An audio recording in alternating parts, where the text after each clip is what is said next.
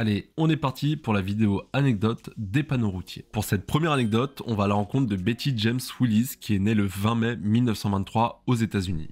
C'était une artiste graphique et sans le savoir, je pense que vous connaissez une de ses œuvres qui est mondialement connue et reconnue, qui attire chaque année des milliers de personnes. C'est elle qui a réalisé l'emblématique panneau Welcome to Fabulous Las Vegas, qui est devenu une véritable icône de la ville et qu'elle a conçu en 1959. Ce qu'on sait moins, c'est qu'au dos de ce panneau comportait les mots « Conduisez prudemment et revenez bientôt ».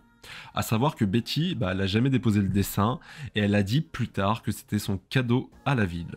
Depuis 2009, le panneau apparaît sur le registre national des lieux historiques. Notre deuxième anecdote, c'est les Marfa Light ou les lumières de Marfa en français, ce qui nous emmène encore aux États-Unis, au Texas, mais plus précisément dans la ville de Marfa sur la route 67.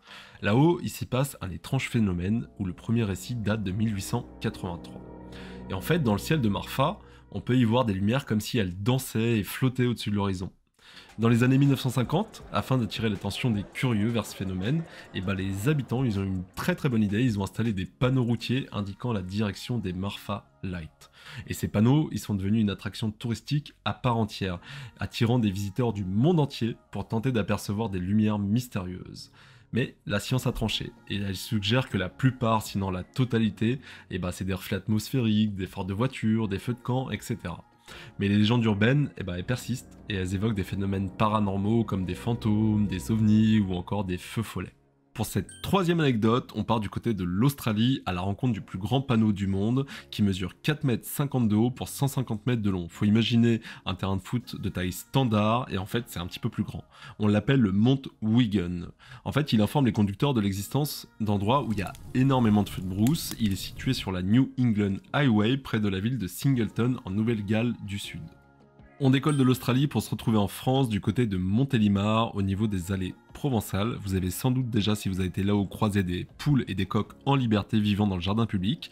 Ils sont à peu près 80 volatiles et en fait depuis quelques années ils traversent la route pour se rendre sur le rond-point Raphaël Marici parce que là-haut ils trouvent de la nourriture sympa pour eux et du coup la ville elle s'est dit qu'elle allait installer des panneaux à l'effigie des coqs pour indiquer la traversée. En fait c'est comme si c'était des piétons sauf qu'ils sont sur deux pattes.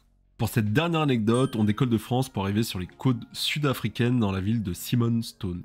En fait, cette ville a quelque chose de particulier parce qu'elle abrite une colonie de manchots du Cap et c'est une espèce de pingouin qui se déplace librement dans la région et c'est pour ça que les habitants, ils ont décidé avec le temps d'installer des panneaux un peu hors du commun à l'effigie des pingouins pour avertir de leur présence non seulement aux automobilistes mais aussi aux piétons. Je trouve que c'est super informatif mais aussi ça ajoute également une touche de charme et d'excentricité à la ville côtière. C'est tout pour aujourd'hui, j'espère que la vidéo vous a plu. On se retrouve très bientôt pour la nouvelle vidéo.